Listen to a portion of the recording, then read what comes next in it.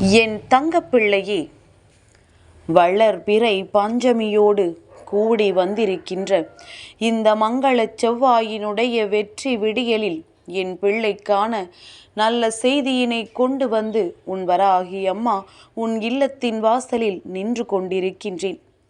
என் பிள்ளை, நீ இந்த தாயானவள் என்னை காக்க வைக்காமல் உள்ளே அழைத்து விட வேண்டும். ஏனென்றால் என் பிள்ளைக்கு இன்று இந்த வராகி தருகின்ற ஒவ்வொரு செய்தியும் நிச்சயமாக உன்னுடைய வாழ்க்கைக்கு மிக பெரிய நல்ல செய்தியாக மாறிவிடும். என் குழந்தை எதிர்பார்த்து நின்று கொண்டிருக்கின்ற செய்தியாக கூட இது இருக்கலாம் அல்லவா? என் பிள்ளையே, வாழ்க்கை என்பது எல்லாம் உனதாக வேண்டும் என்று எண்ணுவதை விட உனதானதாக எதுவெல்லாம் இருக்கின்றதோ அதுவெல்லாம் உனக்கு நிலையானதாக மாற வேண்டும் என்று நீ எண்ணிக்கொள்வதுதான் இந்த வாழ்க்கைக்கான உனக்கு முழுமையான இன்பத்தை கொடுக்கும் என்பதனை என் குழந்தை நீ புரிந்து கொள்ள வேண்டும். என் பிள்ளையே, எப்பொழுதுமே ஒரு விதை செடியாக வளர வேண்டும் என்றால் அந்த நேரத்தில் கோழி வந்து அதை கொத்தி வளர விடாமல் தடுக்கும். அதையும் தாண்டி அது செடியாக வளரும். அப்பொழுது ஆடு வந்து அதனை சாப்பிடும். அதையும் தாண்டி அது மரமாக வளரும். அப்புறமும் இந்த கோழி, ஆடு, மாடு எல்லாம் மரத்தினுடைய நிழலில் நின்று ஓய்வெடுக்கும். இந்த வாழ்க்கையும் அப்படித்தான். வளர்கின்ற வரைக்கும் பல இன்னல்களை சுற்றி இருக்கின்றவர்கள் கொடுக்கத்தான் செய்வார்கள். இந்த இன்னல்களை சந்தித்து நீ வளர்ந்து விட்டால் அதன் பிறகு உன் நிழலில் தங்க அவர்கள் விரும்புவார்கள். என் பிள்ளையே, அவர்கள் விரும்புவதையெல்லாம் முதலில் நீ கணக்கில் எடுத்து கொள்ள வேண்டாம். இத்தனை இன்னல்களையும் தாண்டி நீ இந்த வாழ்க்கையில் வளர்ந்து விட வேண்டும்.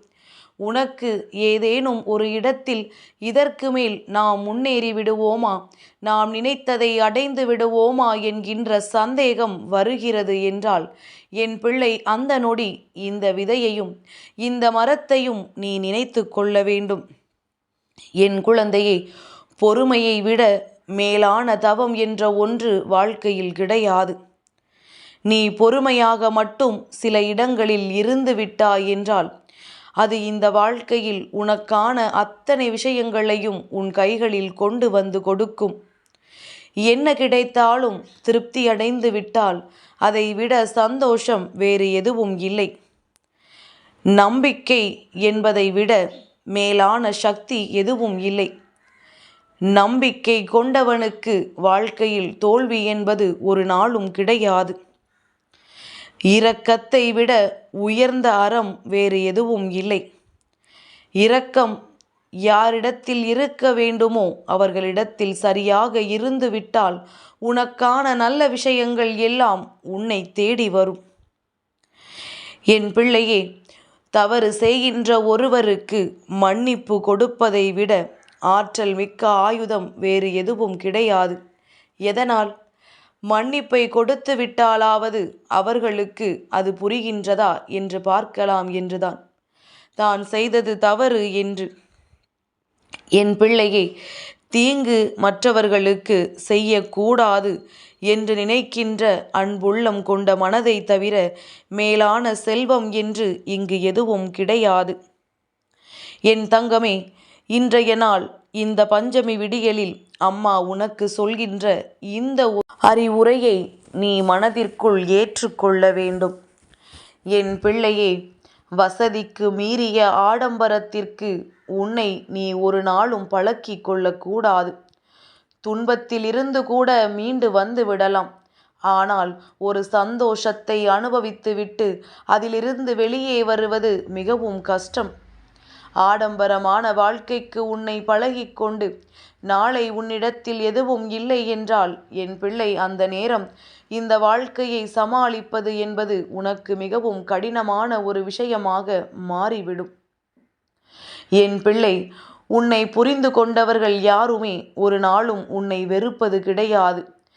யாரொருவர் உன்னை விட்டு பிரிந்து செல்ல நினைக்கின்றார்களோ அவர்கள்தான் உன்னை புரிந்து கொள்ளாதவர்கள் என்பதனை நீ எப்பொழுதும் நினைவில் வைத்து கொள்ள வேண்டும். யாரொருவர் நீ செய்கின்ற சாதனையில் உன்னோடு கைகோர்த்து வருகின்றார்களோ, யாரொருவர் நீ வேதனையில் இருக்கும் பொழுது உன் கைபிடித்து நடக்கின்றார்களோ, அவர்கள்தான் உண்மையான நட்பு, உண்மையான உறவு என்பதனை நீ புரிந்து கொள்ள வேண்டும். என் குழந்தையே, தவறிழைக்கின்ற பட்சத்தில் வயது வித்தியாசம் பாராது தயங்காமல் மன்னிப்பினை கேட்டுவிட வேண்டும். தவறிழைக்காத பட்சத்தில் யாருக்கும் எந்த வித்தியாசமும் பார்க்க வேண்டிய அவசியம் கிடையாது. ஏன் தெரியுமா? இந்த 2 இடத்திலும் நீ அமைதி காத்து விட்டால் இந்த உலகம் உன்னை குற்றவாளியாக நிற்க வைத்துவிடும் என்பதனை முதலில் நீ புரிந்து கொள்.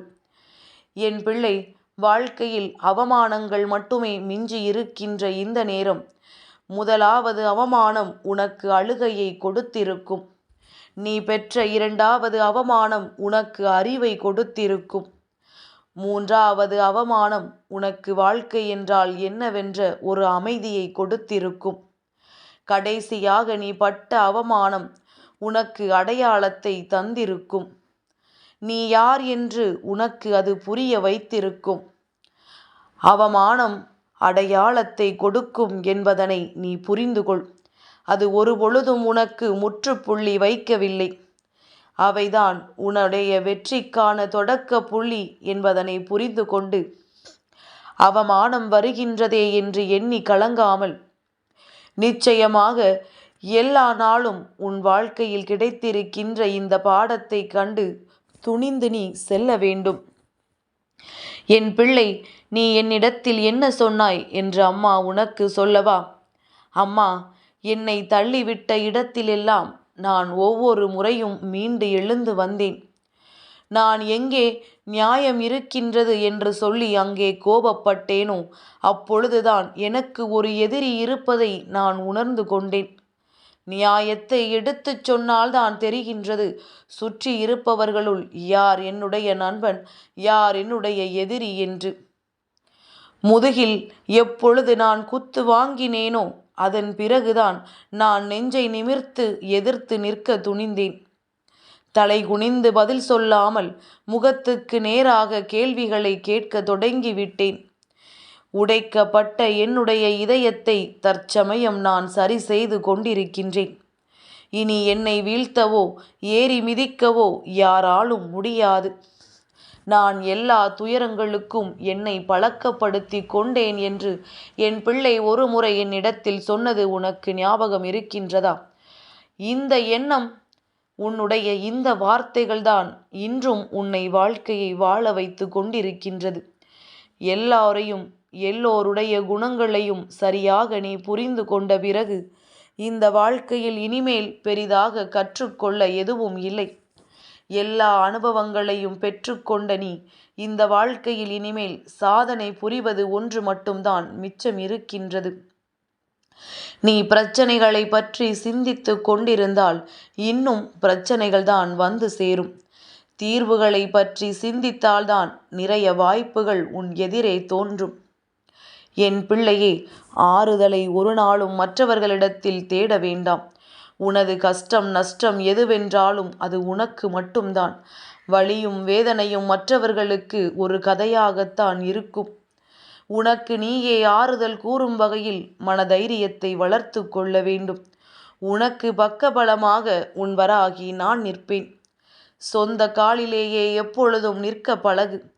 எப்பொழுது அதிகமாக தேவைப்படுகின்றதோ அந்த நேரத்தில் கூட நீ என்னிடத்தில்தான் உதவி கேட்க வேண்டுமே தவிர இந்த மனிதர்களிடத்தில் அல்ல. நல்லது கெட்டது எல்லாம் வாழ்க்கையில் உணர்ந்து உனக்குள் நம்பிக்கையை அதிகமாக கொண்டு நேர்மையாக என் பிள்ளை நீ வாழ வேண்டும். கடந்த காலத்தை விட்டு விட்டாலே போதும். இப்பொழுது நடக்கின்ற எல்லா சந்தோஷமும் உனக்கு மனநிறைவை கொடுக்கும். கடந்த காலத்தில் பட்ட அனுபவங்கள் இந்த காலத்தில் உன் வாழ்க்கையை நிச்சயமாக நிம்மதியான வாழ்க்கையாக மாற்றி கொடுக்கும். என் பிள்ளை, நீ நடக்கவிருக்கின்ற ஒவ்வொரு விஷயங்களுக்கும் உன்னை தயார்படுத்தி கொண்டிருக்கின்றாய்.